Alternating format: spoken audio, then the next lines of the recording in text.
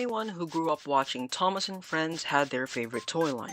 Mine just so happened to be Tommy, or Plarail, or Trackmaster, or you get the point. With all these toy lines who made even the memorable versions of the characters like Chocolate Percy, or even James Goes Buzz Buzz. There's a version of Thomas that I am a fan of that is just shocking that Plarail nor Trackmaster released a version of it, and that's the J50 Thomas. For those who don't know, Thomas's first look was a J50, and it was based on a wooden toy made from a broomstick for Audrey's son Christopher, and that was his vision for Thomas, until the illustrator of the second Railway Series book, Reginald Payne, used the Southern E2 as reference for him. This annoyed Audrey, but he eventually accepted it.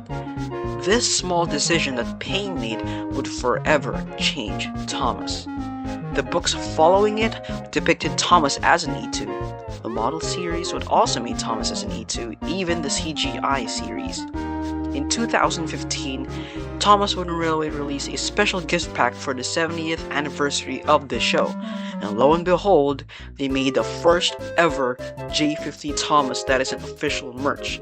Now at the time, I thought Plarail or Trackmaster would release their version of it, but unfortunately, they didn't. Now, how would I make it? Using a lot of reference photos of the J50, I decided to use a spare Tommy Thomas body shell and a Tommy Percy chassis. The shell fits snugly on the chassis, and no serious modifications were needed. I used an old card for the extended tanks and attached it onto the smoke box. I tried removing it, but Tommy's glue was too sticky, and I didn't want to damage the shell. Measuring wasn't too difficult, and I was happy with how it looked. I superglued it and sanded it with the side tanks. Filler and superglue worked like a charm to help it look and feel seamless. I then sanded the cab linings out to be flat, as well as the sides of the cab roof to achieve the round look. The J50s only had one cab window on each side, so I covered the small cab windows and used the card for that and sanded it. Now it's time for the primer. I used just regular white paint as a primer and light sanded the shell. I spray painted it with primer once again and left it to dry. Since I used Percy's chassis for this custom, I had to remove the outside valve gear. I used the Dremel to sand it faster, and heavy sanding around that area to make it smooth. I did the other side, and the whole process of that, including the sanding part, took about 45 minutes. There's a small rectangle on top of the front chassis that is debossed, and I had to fill that with the remaining card that I used earlier. I then used filler to cover the gaps on the sides to make it smooth. Also, I did sand the middle lamp iron down so that Thomas's face would fit snugly without the lamp irons messing with it. I then hand painted everything black with acrylic paint except for the buffers part. I wanted to keep it red, and when it dried, I gave it a few coats of gloss spray. Going back to the shell, I used gem green color. I forgot what brand I used, but I did test it at the local hardware, and I was satisfied with the shade. I then hand painted the smoke box, the cab roof, and the rear coal bunker with the same black acrylic paint. Gave it several layers of clear coat spray before and after the black paint was applied. While it was drying, I spray painted the wheels with the same color, but I forgot to take pictures for this part. That's my bad. When it dried, I assembled everything, and it was starting to look really good.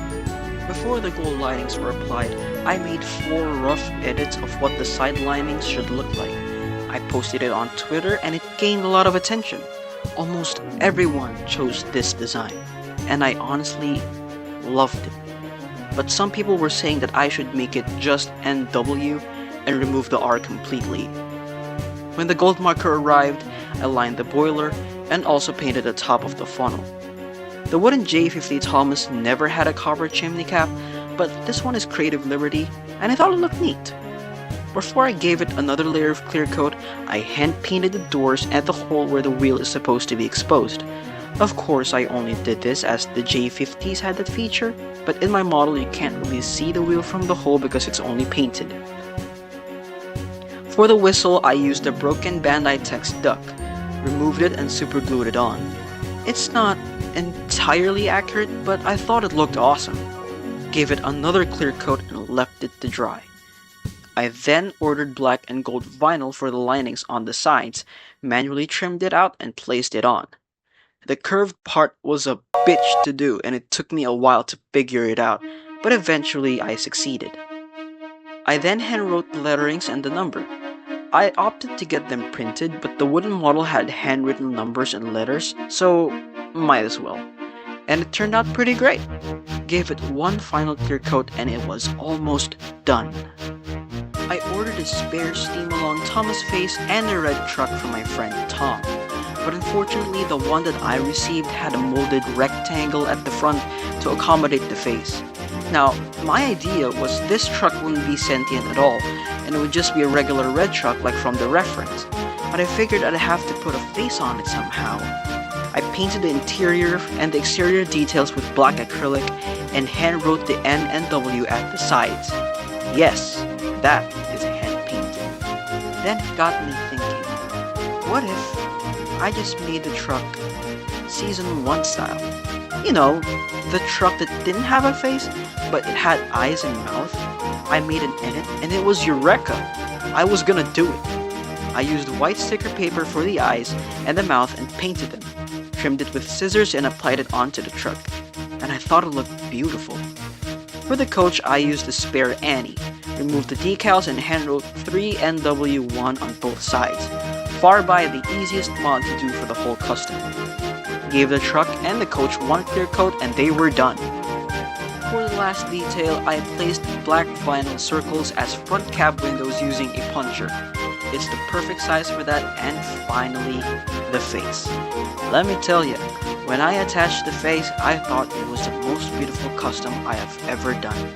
And voila! The model is complete. This was, so far, the longest it took me for a custom. I love this model, and I'm really proud of how he turned out. One day I'll make a layout for him to run on. He definitely has his own spot on my Thomas collection. That's all from me today, everyone. If you'd like to see more content like this, make sure you like and subscribe to my channel. And let me know if you have made customs like this. We'll talk about it in the comment section. For more updates, make sure to follow my Instagram. The link is in the description. That's all, folks. See you on the next one.